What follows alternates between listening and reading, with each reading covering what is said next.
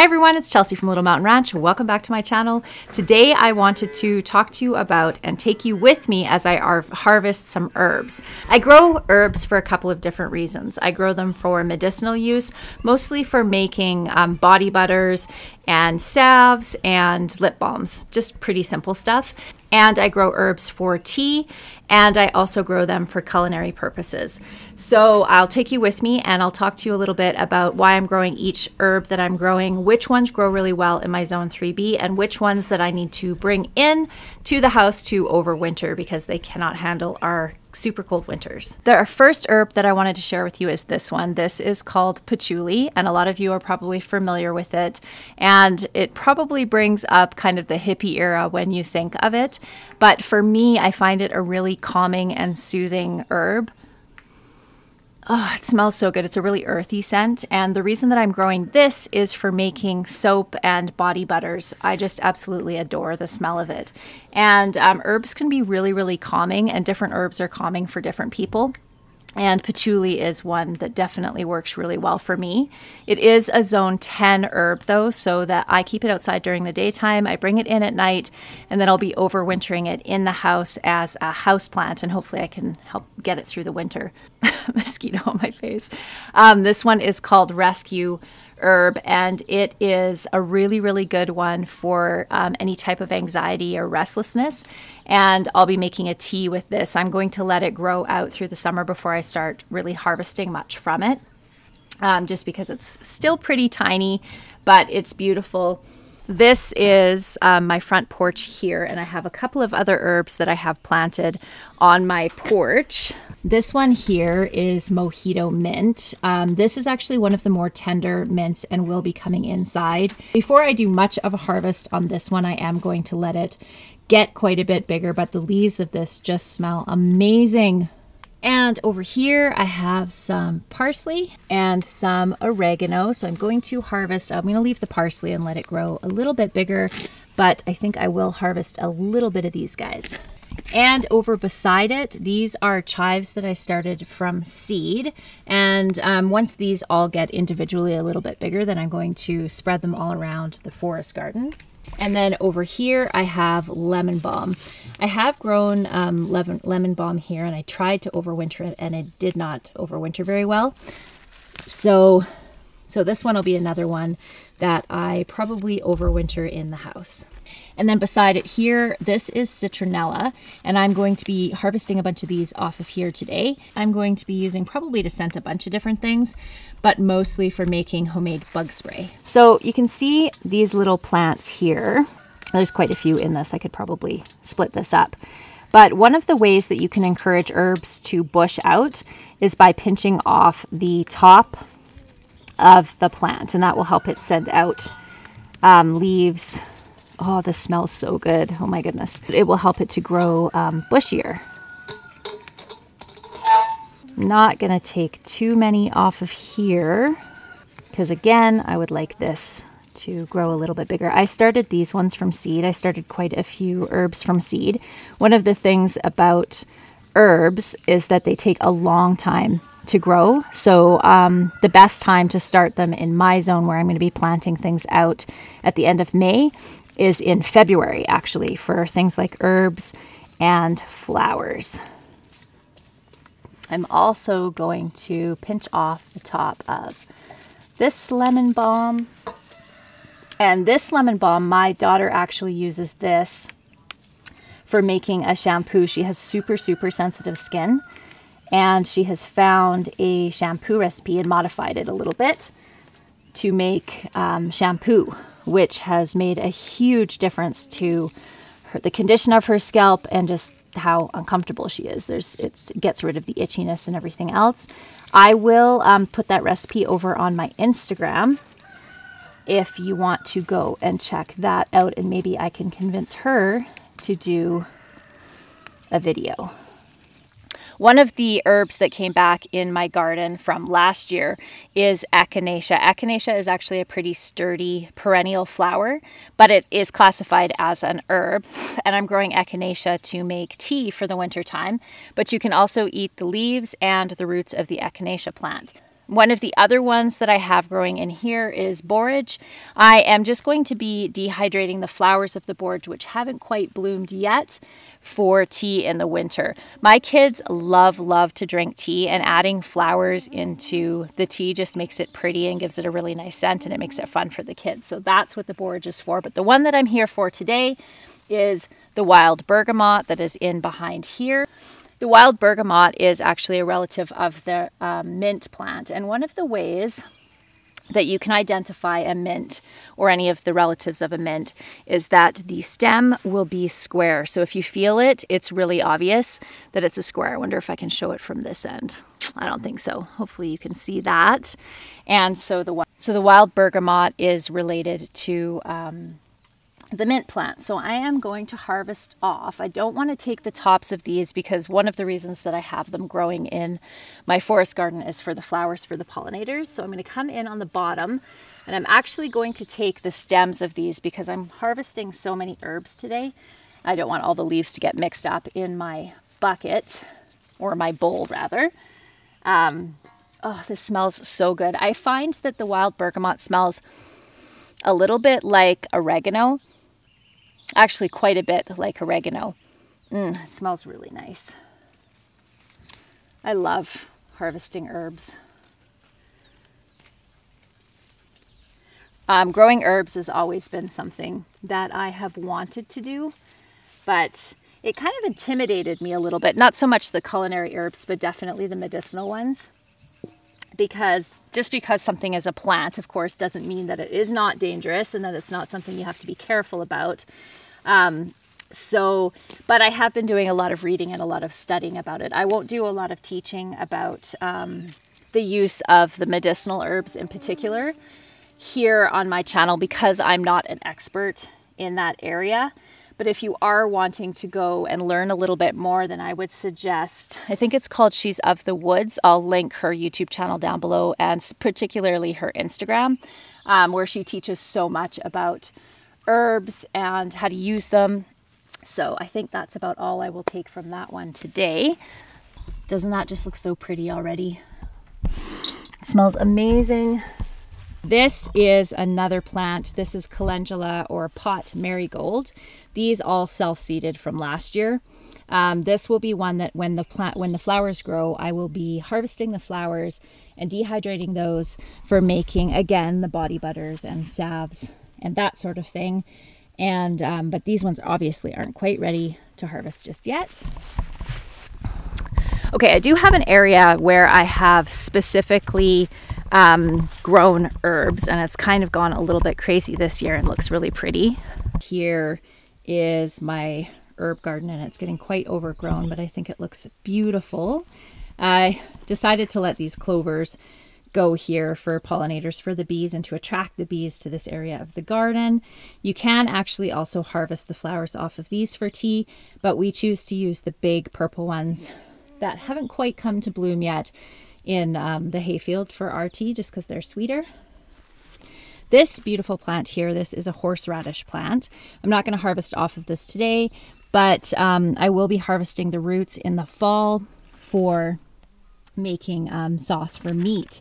This will be my first time harvesting horseradish, and one of the things that I understand about the horseradish, it is super hot, and you actually need to use gloves and even eye protection when you're harvesting it because it is so hot. So I will bring you along with me when I'm doing that and when I make my first homemade horseradish sauce, which I am super excited about. This little plant here, this is actually peppermint, and I'm only going to harvest a little bit of this. I didn't think it was going to come back this year. Generally speaking, anything from the mint family is quite invasive, but this one almost died off entirely over this winter and has now started to spread a little bit in amongst the chickweed, which is completely taking over my garden, which made me really happy. You can take a lot off of peppermint. It is very prolific and will grow back. This mint, however, I cannot remember what this one is called. This one has definitely taken over. It is just everywhere. So incredibly beautiful. So I am going to harvest a ton of this Over here I have chives, and I am going to harvest some of these flowers and some of the greens to dehydrate. Aren't those beautiful? I love letting as many plants go to flower as possible for the pollinators, and also just because they look gorgeous. So all the plants that I'm showing you in this space of my garden are all really, really hardy in a zone 3 that you can plant and be assured that they will come back for you the following year. I'm not sure what happened with the peppermint and why it didn't do super well. I might cover it up with a little bit of hay mulch. These, the mints, I am harvesting for tea. So I'm going to start experimenting with some tea blends. I harvested a bunch of wild herbs the other day, and rose petals, wild chamomile. I haven't grown chamomile in my garden. That is something that I am definitely going to do next year. I don't know why it didn't occur to me to do chamomile, but we did harvest some wild chamomile, or it's also called pineapple plant.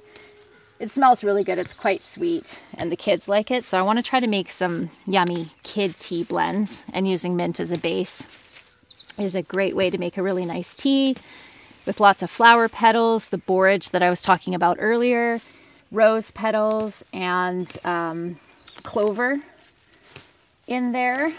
It's good for them. And the other thing I love about it is that my kids really love doing the wild foraging.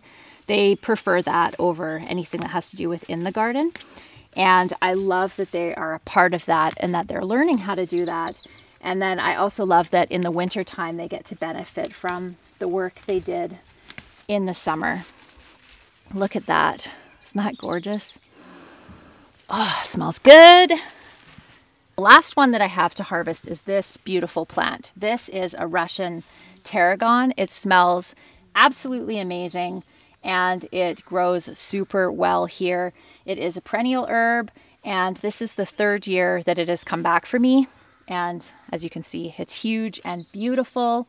So this one is going to need some scissors though. Just a sec.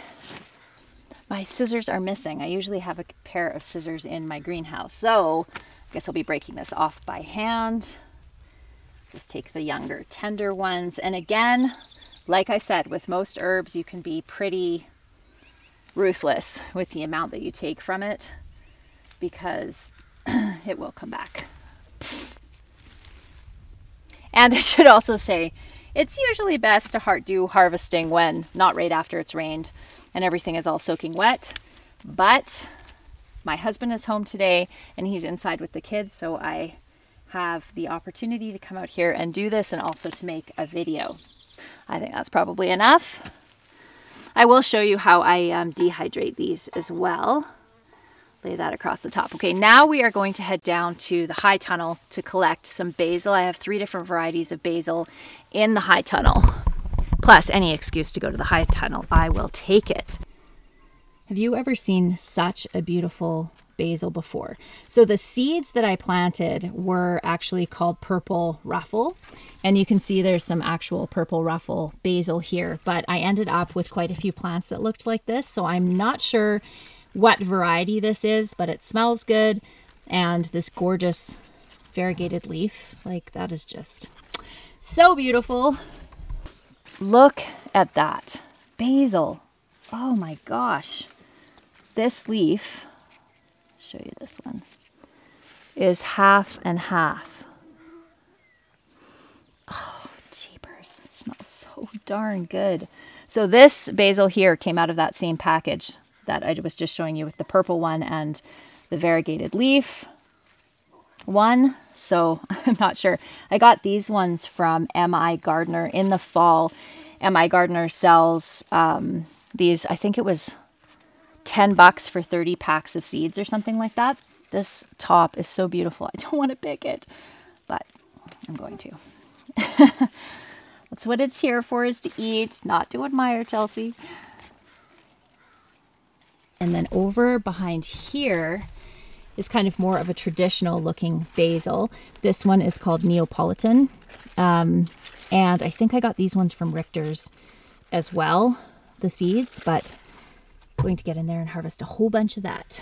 So we'll go up to the house and I will show you my dehydrators. I have Excalibur Dehydrators. I bought one about 12 years ago, a 9-drawer. I'll show you that. It's an older style, but it still works perfectly well. And then last year, I was super fortunate to actually win a brand new digital one from Excalibur through Instagram, which was such a gift because it's not something that I know myself I would ever have purchased. I think it was somewhere around $700 or something like that, which I never would have spent on a dehydrator, or I would have loved to have spent on a dehydrator, but probably couldn't afford to. So to be able to have that has been so awesome, and it's a really cool design because it has 2 different zones, so you can actually dehydrate 2 different things at once that need either different temperatures or different times or whatever. But I'll show you that up at the house. So I actually am pretty low-key with this. I don't wash anything unless it really obviously needs to be washed, but because we had a rain last night, everything got rinsed off, and I garden organically, so I don't have to worry about any chemicals or anything like that. So these herbs are just going to go straight into the tray. I'll load everything up and then I'll show you what it looks like and talk to you about the settings that I use. I will grind these up kind of coarsely because I like to have more chunks of basil rather than a powder. So that's probably good enough. And the little flower head, I'm going to dehydrate that as well. So just like this, and then I load it in, and sometimes I have to, like in this case, if the herbs are a little bit big or take up extra space, I just skip a drawer. One of the other things that you can do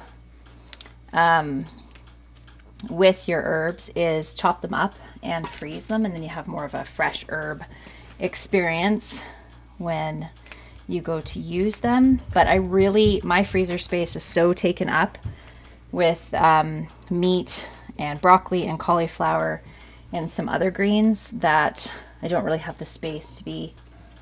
You can also do your dehydrating in your oven or even outside, as long as you do it on a windy day and not in direct sunlight, otherwise you'll lose all of your color. The one thing about the oven is I do find that it's too hard to get a low enough temperature. I like to dehydrate at about 105 degrees Fahrenheit, which I don't think I've found an oven that will do yet. It does kind of overheat them a little bit and change the color, but if that's what you have, then use what you got. So the reason that I dehydrate at 105 is because at 105, you can go a little bit higher than that, then you retain all of the nutrients of whatever it is you are dehydrating. So because my dehydrator has that option, that is the option that I personally choose to do. A few rose petals here because I was dehydrating rose petals on the last go around. Boy, I did a lot of mint. Okay, that is it for me today. If you would like to see daily updates, pretty much daily updates, pictures and posts and little short videos, you can head over to Instagram, and I have that linked down in the description box below. Mosquitoes on your nose, you poor girl. And I will see you here on YouTube probably in a couple of days. See you soon, guys. Bye.